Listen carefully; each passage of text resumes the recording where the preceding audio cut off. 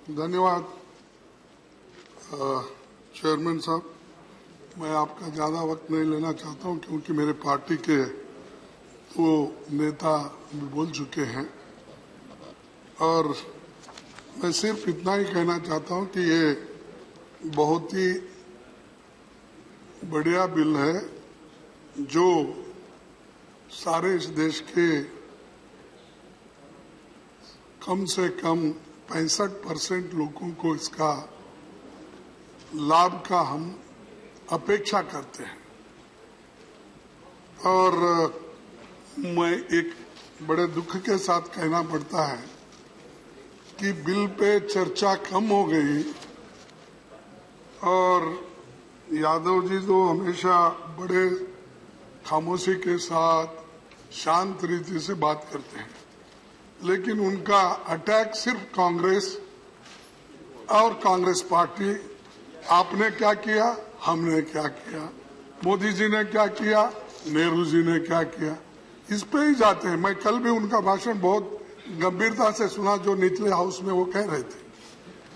वो डिफेंस में आ गए और इनको क्या है, शायद मैं समझता हूं प्रचार के लिए यादव जी और प्रधान जी यूपीए इलेक्शन आ रहे हैं, पंजाब के इलेक्शन आ रहे हैं और उत्तराखंड के इलेक्शन आ रहे हैं, गोवा क्या, इसीलिए शायद इनको आगे करके कांग्रेस को जितना हो सके उतना गालियां दे और बोलते रहो उनके खिलाफ, इसीलिए इनका इस्तेमाल हो रहा है।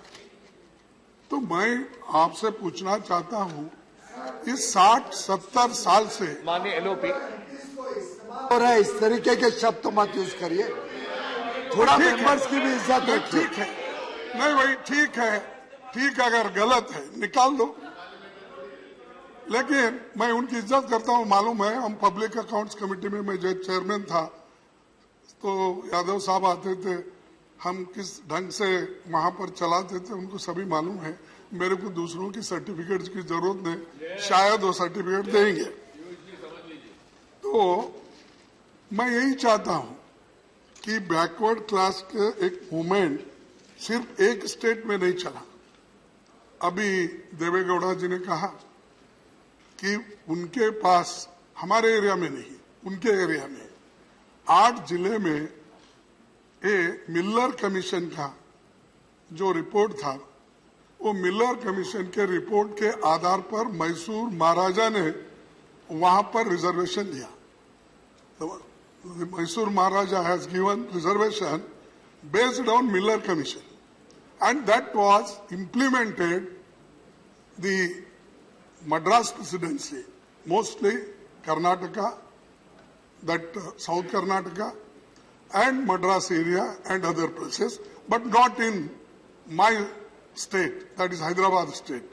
वहां पर तो रिजर्वेशन का सवाल ही नहीं आता था, तो उसको कहने की जरूरत नहीं है। तो इसको अगर आप इम्प्लीमेंट करना चाहते हैं तो एक तो 50% कैप आपको निकालना होगा, क्योंकि आप कह रहे हैं उसमें कोई इंदिरा साहनी केस में ऐसा कोई नहीं है प्रावधान, इसीलिए आप कर सकते हैं, ठीक है। तो जो लोग चाहते थे, जहां कमिटमेंट था या कमिटमेंट है, उन लोगों में उन स्टेट में इम्प्लीमेंट किया। लेकिन जिस जगह कमिटमेंट नहीं होता उनको कभी जबरन कराना पड़ता है, उसी लिए कानून की आवश्यकता होती है। उसलिए हम यही कह रहे हैं, इसमें एक प्राविधान कर दीजिए कि 50% के ऊपर भी स्टेट गवर्नमेंट कर सकती है। अगर ये आपने किया तो कोई बाधा नहीं आती, नहीं तो कोई पूछेंगे मराठा रिजर्वेशन, कोई पूछेंगे रेड्डी रिजर्वेशन, कोई पूछेंगे लिंगायत रिजर्वेशन, फिर आप पूछेंगे यादवों को संख्या के बल के ऊपर पूरा हमको ही दो बोलेंगे। मैं क्यों बोल रहा हूं, ये संशय है मेरा। मैंने बहुत देखे हैं, बहुत से सर्कुलर्स, बहुत से बातें, सेमिनार्स, और सभी के भाषण भी बहुत सुनता था बचपन से। मैं जब 9th 10th में पढ़ता था, तब से जब लोहिया जी भी आते थे गुलबर्गा, चौखंबा पेपर उनकी चलती थी हैदराबाद में, तो वो पित्ती सेठ चलाते थे, तो बद्री विशाल पित्ती जी, तो कभी कभी गुलबर्गे से ही गुजरते थे। अगर 10 लोग रहे तो भी टेबल पे बैठ के भाषण करते थे। इंडिया का इकोनॉमी क्या है, सोशल स्टेटस क्या है, या सामाजिक न्याय कैसा, तो हम सुनते सुनते सभी आए हैं। हमारे को इसके बारे में शिक्षण की आवश्यकता नहीं है। मेरा एक ही आपसे विनंती है, अगर आप दिल से चाहते हैं, आपके मोदी जी अगर दिल से चाहते हैं, अब जैसा कि हमारे बिहार के मोदी जी, उन्होंने भी कहा, अरे भाई इसमें क्या जाने वाला, एक सेंटेंस जोड़ दो कि 50% से ज्यादा स्टेट रिजर्वेशन दे सकती है। अगर आप इतना कर दिए, प्रॉब्लम सॉल्व होता है। और एक चीज, अब हर जो पब्लिक सेक्टर से है उसको आप खत्म कर रहे, एक के बाद एक।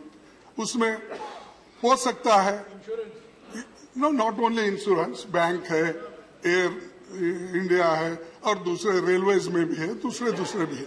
तो आप फिर उठ के बोलेंगे आप ही लाए, 91 में शुरू हो गया, मुझे मालूम है, लेकिन उसका मतलब ये नहीं है कि जब न्याय की आवश्यकता होती है, जब जस्टिस देना होता है, क्या आप जस्टिस नहीं करेंगे? तो पूरे डीनेशनलाइज कर दे रहे, 2 बेचने वाले हैं, 2 लेने वाले हैं, समझा? तो बेच रहे हैं और एक ही स्टेट के हैं चारों। ऑनरेबल एलओपी, तो इसीलिए माननीय खड़गे जी, साहब मैं किसी का नाम तो नहीं लिया, we'll have to conclude. नहीं, ठीक है। तो मेरा एक निवेदन है कि प्राइवेट सेक्टर में रिजर्वेशन की आप तैयारी कीजिए। शेड्यूल कास्ट, बैकवर्ड, जो भी, या इवन इकोनॉमिकली बैकवर्ड्स को जो आपने 10% रिजर्वेशन दिया है, उनको ये करना जरूरी इसलिए है। आज के हद पहले तो बहुत से पब्लिक सेक्टर्स थे, लाखों एम्प्लॉयमेंट मिलता था, रेलवे से लेकर सभी जगह, आज नहीं है। तो इसीलिए मैं चाहता हूं इस प्राइवेट सेक्टर को रिजर्वेशन के अंदर लाना जरूरी है। इसके लिए हम आपका साथ देंगे। जैसा आज ओबीसी बिल को सपोर्ट कर रहे हैं, यूनानिमसली कर रहे हैं, कोई विरोध नहीं कर रहा, वैसा ही उसको हम सपोर्ट करेंगे। आप जरा मोदी जी के कान में बोलकर ये इतना करना। Thank you. दूसरा, बैकलॉग वैकेंसीज, कितने बैकलॉग वैकेंसीज हैं वो पूरे फिलअप कर दीजिए। आप भी बोले, फिर हमारे रामगोपाल यादव जी तो आंकड़े दिए, लेकिन हो सकता है कि यूनिवर्सिटीज में तो है, लेकिन बहुत से इवन नॉन गेजेटेड खाली है। वो जितने भी बैकलॉग वैकेंसीज है वो फिलअप कीजिए। और दूसरी, अब तो हमें कंक्लूड करना पड़ेगा। नहीं, मैं कंक्लूड, अब भाई कंक्लूड दो। अब हमारे यादव जी, प्रधान जी इतनी बातें बोले हैं, कम से कम उनको 2-4 तो सलाह देना चाहिए। तो मैं इतना ही कहूंगा कि जो SC ST के और OBC के कल्याण कार्यक्रम जो भी आते हैं, वेलफेयर स्कीम्स आते हैं, उसको हर जगह कहीं ना कहीं रुकावट आती है। और उसके लिए मैं आपसे कहना चाहता हूं कि उसको एक कमिटमेंट होना चाहिए इम्प्लीमेंट करने के लिए, अनुष्ठान करने के लिए। तो उसकी आवश्यकता है। मैं किया छोड़ दीजिए, फिर आज में बोलेंगे आजादी भी हमने लाई बोलते।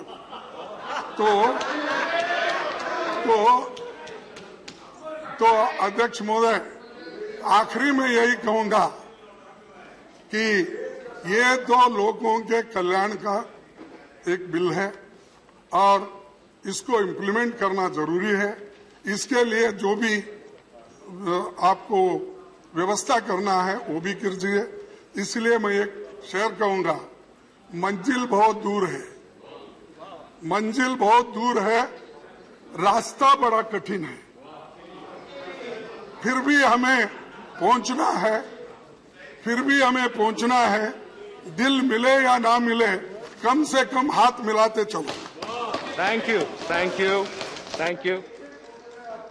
कहना चाह रहा हूं सर, खड़गे जी हमारे सम्मानीय विपक्ष के नेता हैं और मैं उन्हें ये कहना चाहूंगा, जब अभिषेक जी बोल रहे थे तो उन्होंने कहा था कि लम्हों ने खता की, सदियों ने सजा पाई। अब आपने लम्हा लम्हा करके जो खता करी थी और 70 साल से हमने जो झेला है, कम से कम आपको बताएंगे तो सही कि ओबीसी समाज ने क्या झेला है, कितना लंबे समय तक झेला है।